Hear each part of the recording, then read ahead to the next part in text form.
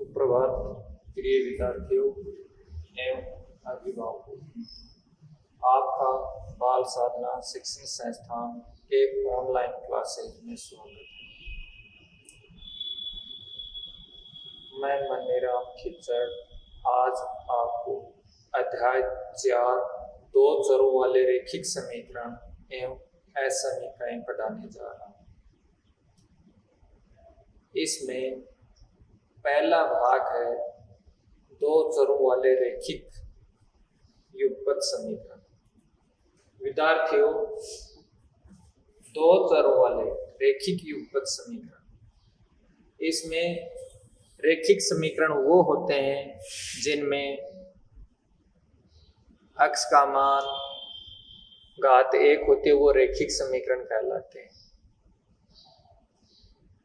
ax plus B और a is not is equal to 0, a का मान 0 के बराबर नहीं होता तो ये रैखिक समीकरण कहलाता है।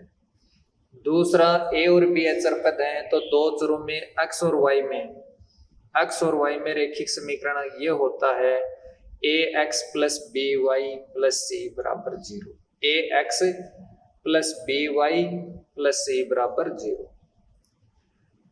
अब आज अपन पढ़ते हैं दो चरों वाले रैखिक समीकरण। बहुत ही इंपॉर्टेंट प्रश्न है ये, बोर्ड में 6 नंबर का प्रश्न आता है, इसलिए ध्यान से देखना है, समझना है।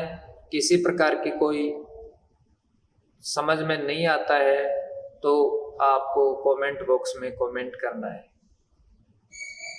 अब माना दो चरों वाले रैखिक युगपत समीकरण निम्न है a1x plus b1y plus c1 बराबर 0। दूसरा रैखिक युगपत समीकरण है a2x plus b2y plus c2 बराबर 0, जहां a1 b1 c1 a2 b2 c2 ये वास्तविक संख्या हैं।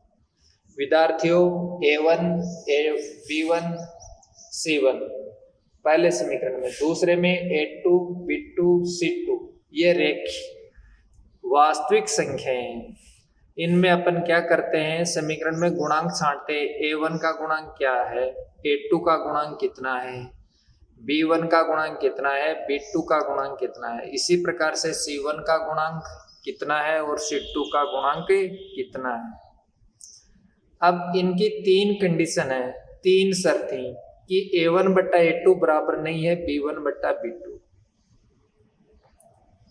a1 बट्टा a2 बराबर नहीं है b1 बट्टा b2 बराबर c1 बट्टा c2। अगर इस प्रकार से आता है तो प्रतिच्छेद करती रेखाएं आएंगी। प्रतिच्छेद ग्राफ कैसा बनेगा, रेखाएं एक दूसरे को प्रतिच्छेद करेंगी। दूसरी बात, इनका संगत हल होगा। तीसरी, इसका अद्वितीय हल है कि a1 बट्टा a2 बराबर नहीं है b1 बट्टा b2, तो प्रतिच्छेद करती रेखाएं संगत हल और अद्वितीय हल होता है। दूसरा, a1 बट्टा a2 बराबर है b1 बट्टा b2 बराबर नहीं है c1 बट्टा c2, तो समांतर रेखाएं क्या होगा, इसमें समांतर रेखाएं, ग्राफ समांतर रेखाएं में आएगा, असंगत हल होगा और कोई हल नहीं होता। तीसरा, a1 बट्टा a2 बराबर b1 बट्टा b2 बराबर c1 बट्टा c2 समपाती रेखाएं, ग्राफ एक ही दिखेगा और समपाती रेखा एक रेखा के ऊपर दूसरी रेखा आएगी, संगत हल होगा और अपरिमित रूप से अनेक हल होंगे।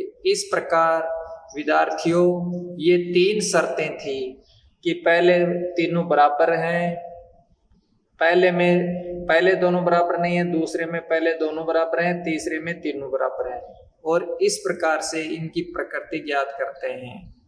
इसके बाद में है प्रश्न नंबर 1, प्रश्नावली 4। पहला प्रश्न है प्रश्नावली 4.1 है दो चरों वाले रैखिक समीकरण। इसमें प्रश्न 1 का अनुपात a1 बट्टा a2 b1 बट्टा b2 और c1 बट्टा c2, अनुपात a1 बट्टा a2 b1 बट्टा b2 c1 बट्टा c2 की तुलना कर ज्ञात कीजिए कि निम्न रैखिक समीकरणों के युग्म संगत हैं या असंगत। आपको विद्यार्थियों संगत और असंगत बताना है। जो मैंने आपको 3 शर्त बताई है उन्हीं के आधार पर। तो देखो, सबसे पहले अपन क्या करते हैं कि रैखिक समीकरण का मानक रूप क्या होता है कि आगे अचर पद नहीं होना चाहिए, 0 होना चाहिए आगे। तो 2x माइनस 3y बराबर 8, दूसरा है 4x माइनस 6y बराबर 9। 2x माइनस 3y बराबर 8 और 4x माइनस 6y बराबर 9। तो सबसे पहले अपन क्या करते हैं कि दो चरों वाले रेखिक युगपत समीकरण में आगे 0 होना चाहिए। तो 8 और ये 8 है, यहाँ पर 9, इनका पक्षांतरण करते हैं लेफ्ट साइड में बाएं पक्ष की ओर और आगे 0 करते हैं। तो दिया गया समीकरण निकाय को निम्न प्रकार से लिखा जा सकता है। पक्षांतरण किया, 2x माइनस 3y माइनस 8 बराबर 0, 4x माइनस 6y माइनस 9 बराबर 0। पक्षांतरण करने के बाद विद्यार्थियों गुणांक छांटते हैं। a1 का गुणांक 2 है। यहाँ पर x पहली समीकरण में x के आगे जो मान होता है वो a1 होता है। तो a1 का मान 2, b1 का मान -3 और अचर पद c1 का मान -8। ठीक इसी प्रकार से दूसरी रैखिक समीकरण है। तो इसमें a2 का मान हो गया 4, b2 का हो गया -6, C2 का हो गया -9। इस प्रकार ये गुणांक छाटे। पहले समीकरण में A1, A2, A1, B1, C1। दूसरी समीकरण में A2, B2 और C2 ये गुणांक लिखे। इसके बाद में इनकी तुलना करते हैं। A1 बट्टा A2 बराबर B1 बट्टा B2 बराबर C1 बट्टा C2। अब अपन इनमें मान रखते हैं और देखते हैं कि कौन सी शर्त लगती है। तो A1 का मान 2, A2 का 4, B1 का -3, B2 का -6, C1 का -8, C2 का -9। आप देखो 2 एकम 2 और 2 दूनी 4, ये आ गया 1/2। 3 एकम 3 और 3 दूनी 6, ये भी आ गया 1/2। और -8 बट्टा -9 है तो माइनस से माइनस कट गया 8/9। अब देखते हैं कि 1/2 बराबर है 1/2 बराबर 8/9, ये बराबर नहीं है, इसलिए ये चिन्ह हमने सब जगह काट दिया। बराबर के चिन्ह को क्या कर दिया, क्रॉस कर दिया, काट दिया। अब हम देखते हैं कि A1 1/2 बराबर 1/2। तो पहले दोनों मान बराबर है। पहले दोनों मान कौन से, A1 बट्टा A2 बराबर B1 बट्टा B2। तो ये शर्त कौन सी थी, ये 2 नंबर की शर्त थी कि समीकरण निकाय का असंगत हल होता है। क्या होता है विद्यार्थियों, समीकरण निकाय का असंगत हल होता है। इसके बाद में इसी का चौथा भाग है कि 4x बट्टा 3 प्लस 2y बराबर 8। 4x प्लस 2y बराबर 8। दूसरा है 2x प्लस 3y बराबर 12। 2x प्लस 3y बराबर 12। तो इसमें भी क्या है कि आगे 0 नहीं है, इसलिए अपन सबसे पहले इस विधि में 0 होना चाहिए तो 0 करते हैं। तो सबसे पहले अपन क्या लिखेंगे कि दिया गया समीकरण निकाय को निम्न प्रकार से लिखा जा सकता है। दिया गया समीकरण निकाय को निम्न प्रकार से लिखा जा सकता है, इसका मतलब है कि जो राइट साइड में अचर पद है उसका लेफ्ट साइड में पक्षांतरण करो और आगे 0 कर दो। तो 4/3x प्लस 2y माइनस 8 बराबर 0। दूसरा 2x प्लस 3y माइनस 12 बराबर 0। A1 का मान 4/3, B1 का मान 2, C1 का मान -8, A2 का मान 2, B2 का मान 3 और C2 का मान -12। पहली जो रैखिक समीकरण है इसमें पहला मान होता है A1, दूसरा होता है B1, तीसरा होता है C1। तो A1 का मान 4/3, B1 का 2, C1 अचर पद है -8, A2 2, B2 3 और C2 -12। अब वही तरीका A1/A2 बराबर B1/B2 बराबर C1/C2। A1 का मान 4/3, A2 का 2, 4/3/2, B1 2, B2 3 तो 2/3, C1 C2 -8/-12। आप देखो यहाँ पर 4/3 में 2 का भाग लगता है तो 2 कहाँ चला जाएगा यहाँ पर, तो 4/3 गुणा 2, 2 से काटते 2 एकम 2 और 2 दूनी 4 तो ये आया 2/3। ये 2/3 है ही, 4 एकम 4, 4 दूनी 8, 4 3 12, माइनस से माइनस काट दिया, 4 दूनी 8, 4 3 12 तो 2/3 बराबर 2/3 बराबर 2/3। विद्यार्थियों ये तीनों मान आप देखते हैं समान है। A1/A2 बराबर है B1/B2 बराबर है C1/C2। A1/A2 बराबर है B1/B2 बराबर है C1/C2। अतः दिया गया समीकरण निकाय का संगत हल है। समीकरण निकाय का क्या होगा, संगत हल होगा। दिया गया समीकरण निकाय का संगत हल है। अब इसके आगे है प्रश्न नंबर 2, जो बोर्ड की दृष्टि से बहुत ही इंपॉर्टेंट है, कई बार आ चुका है। विद्यार्थियों नोट्स की PDF आपको डिस्क्रिप्शन में मिल जाएगी।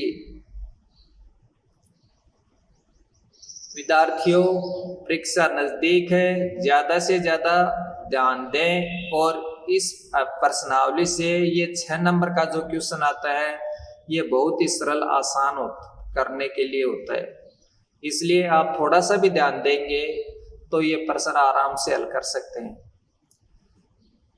अब प्रश्न नंबर 2, निम्न रैखिक समीकरणों के युग्म को ग्राफी विधि से हल कीजिए एवं हल की प्रकृति बताइए। हल की प्रकृति के लिए मैंने आपको चार्ट बना के बताया है 3 प्रकार से। तो सबसे पहले अपन प्रकृति निकालते हैं, तो वही है कि यहाँ पर इसमें पक्षांतरण करके आगे 0 करना है। तो दिया गया समीकरण निकाय को निम्न प्रकार से लिखा जा सकता है। दिया गया समीकरण निकाय को निम्न प्रकार से लिखा जा सकता है। x + y - 3 बराबर 0, 3x - 2y - 4 बराबर 0। पक्षांतरण कर दिया। अब A1 का गुणांक 1, B1 का 1, C1 का -3।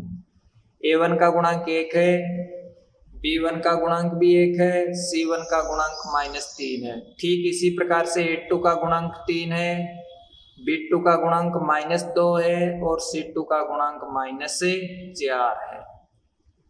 अब इनको बट्टा में लिखते हैं। A1/A2 बराबर B1/B2 बराबर C1/C2। A1 का मान 1, A2 का मान 3 तो 1/3। B1 1 और B2 -2, C1 -3 और C2 का -4। अब अपन देखते हैं कि पहले दोनों मान पहले वाले A1/A2 बराबर नहीं है B1/B2 के, नहीं है, तो यह समीकरण निकाय का क्या होगा, अद्वितीय हल होगा। और अद्वितीय हल कौन से समीकरण का होता है, जिसमें दोनों रेखाएं ग्राफ में एक दूसरे को प्रतिच्छेद करती हैं, उस समीकरण निकाय का अद्वितीय हल होगा।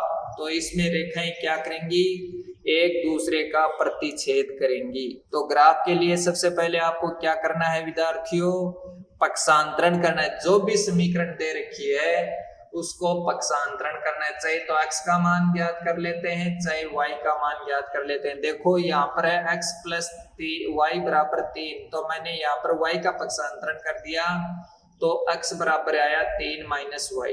ठीक इसी प्रकार से आगे है 3x - 2y बराबर 4, तो यहाँ पर भी y का पक्षांतरण कर दिया तो ये हो गया 3 बराबर 4 + 2y। अब x का मान ज्ञात करते हैं तो x बराबर आया 3 - y। यहाँ पर x का मान ज्ञात करते हैं तो 4 + 2y/3। अब अपन y का मान 0 1 2 3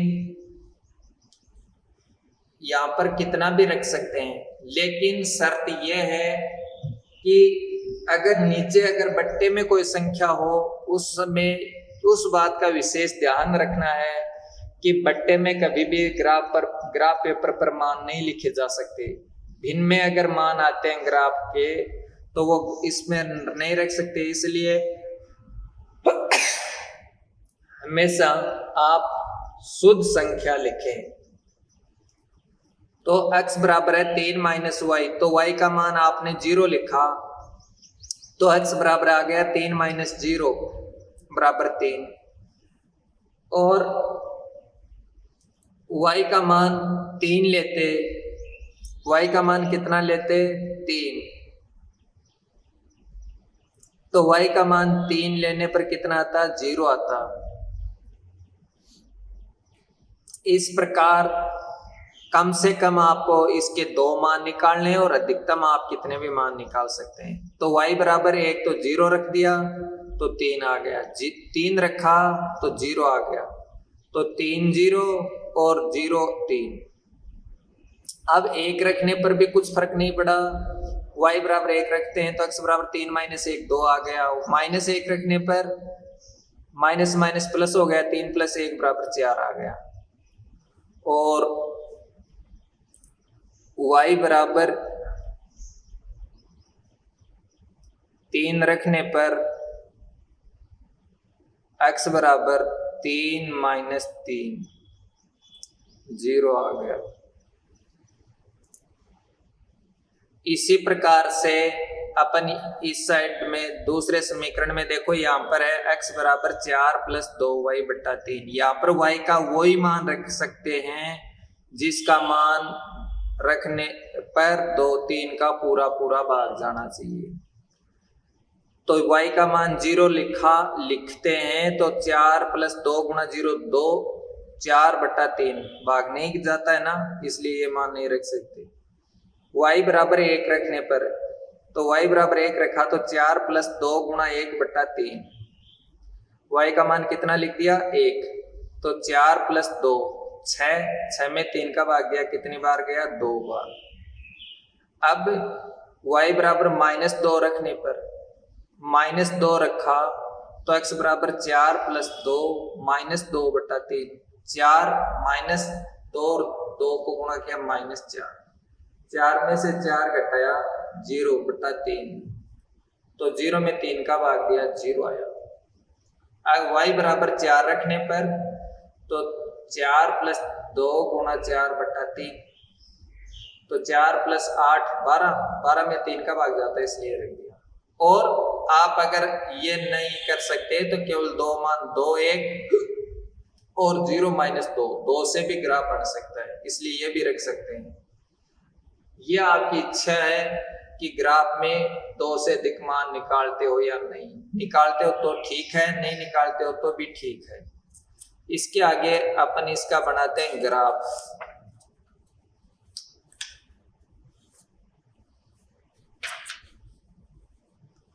तो 2 x अक्ष खींचते हैं, एक तो x अक्ष और एक y अक्ष। x अक्ष पर हमेशा मूल बिंदु और मूल बिंदु के दाईं ओर तो होता है प्लस के मान और बाईं ओर होते हैं ऋणात्मक मान। देखो मूल बिंदु ये है, इसके निर्देशांक 0 0 होते हैं, या x का मान भी 0 है और y का मान भी 0 है।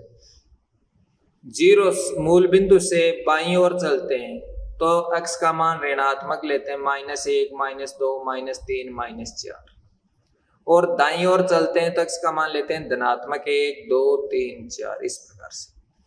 और मूल बिंदु से ऊपर की ओर चलते हैं तो y का मान लिया जाता है धनात्मक, और नीचे की ओर चलते हैं तो y का मान लेते हैं 1 बड़े खाने बराबर 1 ऋणात्मक। ठीक है, देखो सबसे पहले ग्राफ पेपर पर आपको कॉलम गिन के और उनका आधा आधा करके और लाइन खींचनी है। उसके बाद में अगर लाइन खींचने के बाद में x और x डैश y और y डैश ये लिखना है, फिर यहाँ पर मूल बिंदु 0 लिखना है। इसके बाद में 1 बड़े खाने का जो पैमाना आपने मान रखा है, x अक्ष पर 1 बड़े खाने बराबर 1 इकाई है तो 1 बड़े खाने बराबर 1 इकाई लिखना है। 1 खाने का मान 1 खाने पर 1, दूसरे खाने पर 2, तीसरे पर 3, इस प्रकार से। इसी प्रकार से दाईं ओर तो ये धनात्मक लिखना है, बाईं ओर ऋणात्मक। मूल बिंदु से ऊपर की ओर y का मान धनात्मक, 1 बड़े खाने का मान 1 और नीचे ऋणात्मक। अब इनके मान रखते हैं। देखो पहला मान है 3 और 0, इसका मतलब यह है कि x का मान 3 है, y का मान 0 है, तो x का मान 3, y का मान 0। तो पहला पॉइंट आ गया, बिंदु आ गया A, नाम दे दिया A और 3 0 लिख दिया। इसके बाद में दूसरा निर्देशांक है 2 1, तो इसका मतलब x का मान 2, पहला मान x का होता है, दूसरा y का, तो x का मान 2, y का मान 1, b निर्देशांक दे दिया 2 और 1। तीसरा 4 और -1, तो ये x का मान 4, y का मान -1, नीचे की ओर माइनस होता है इसलिए ये c नाम दे दिया 4 और -1।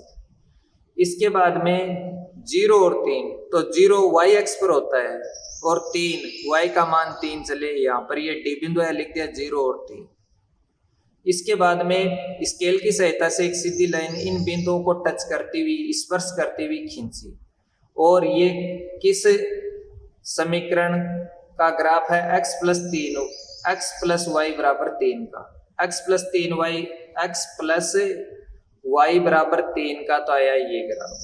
इसी प्रकार से दूसरी सारणी से देखो कि 2 और 1, तो a डैश का मान आ गया 2 और 1। ठीक इसी प्रकार से फिर दूसरा है 0 और -2, 0 और -2, तो 0 और -2 ये हो गया यहाँ पर। 30 B1 का निर्देशांक होगा 0 और -2। तीसरा 4 और 4, तो ये x का मान 4 और y का मान भी 4।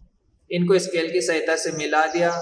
ये दोनों रेखाएं जहां एक दूसरे को प्रतिच्छेद करती हैं, वो रेखाएं जहां प्रतिच्छेद करते हैं वो x और y के मान होते हैं। तो यहाँ पर ये रेखा है 3x - 2y = 4 समीकरण की, 3x - 2y = 4 की, और ये x + y = 3 की। ये दोनों रेखाएं यहाँ पर इस बिंदु पर प्रतिच्छेद करती हैं। अतः ये दोनों रेखाएं बिंदु 2 और 1 पर प्रतिच्छेद करती हैं। किस बिंदु पर? 2 और 1 पर। इसका मतलब ये है कि x = 2 है और y = 1 है। x = 2, y = 1, तो x = 2, y = 1, और प्रकृति कुछ ही थी, तो प्रकृति होगी इसकी अद्वितीय हल। क्या होगी? अद्वितीय हल।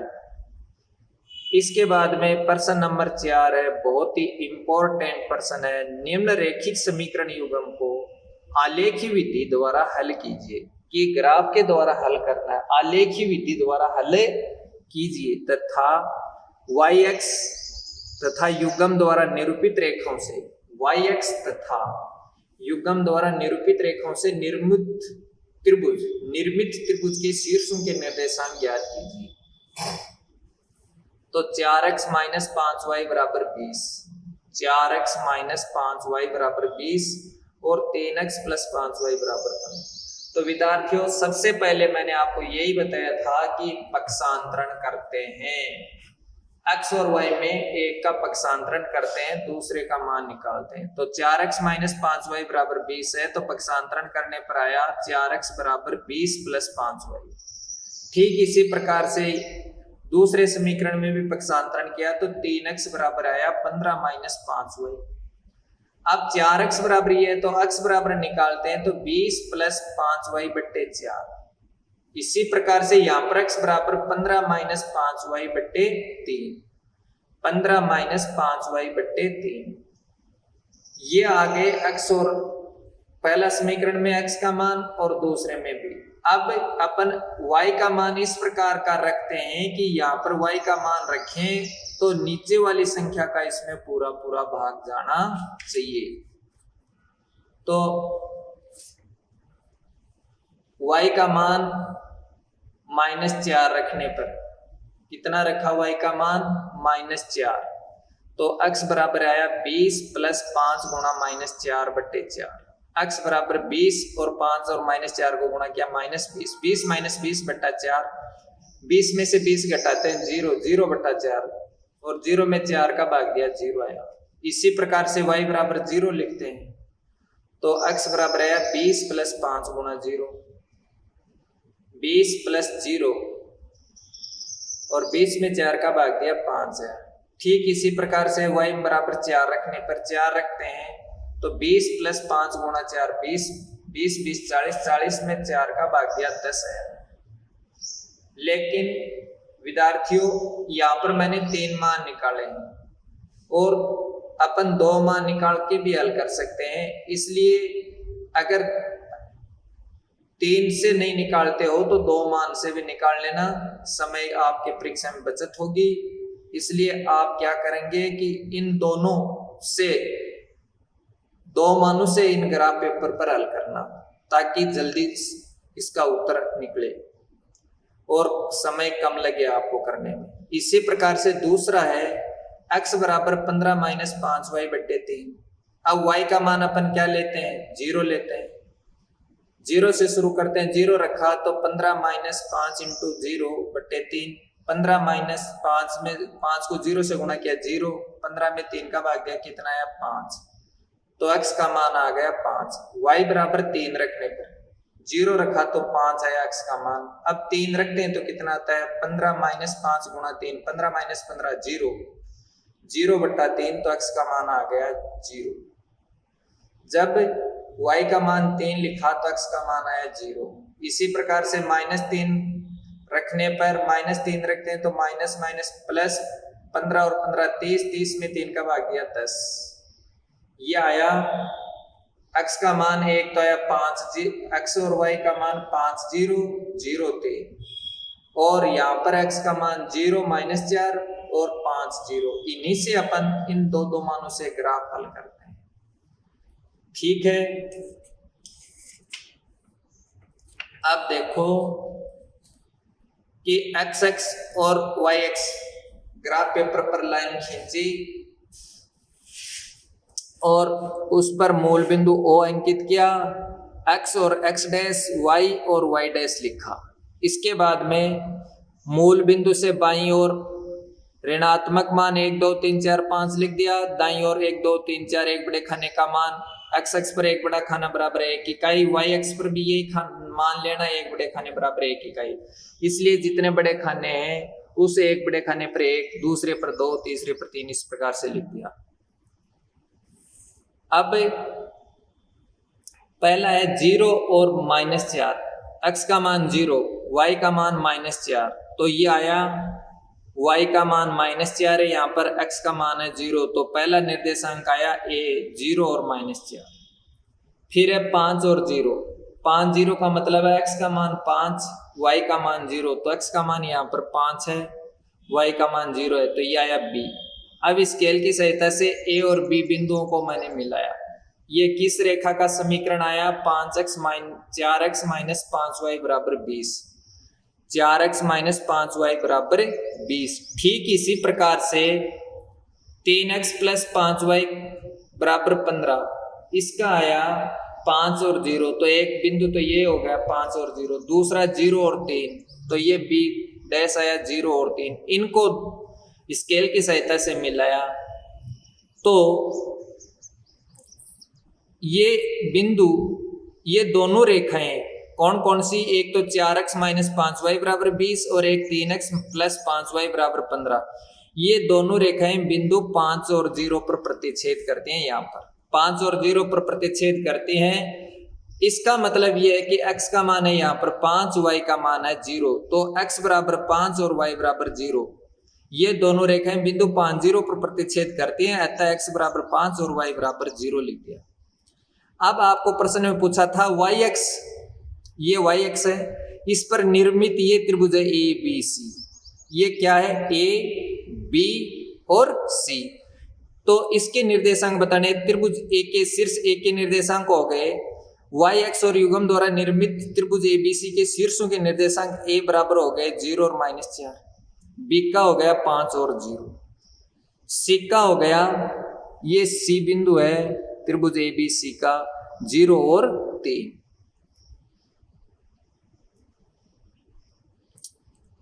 अब ये था त्रिभुज के तीनों शीर्षों के निर्देशांक। ये x अक्ष से भी पूछ सकता है और y अक्ष से भी पूछ सकता है।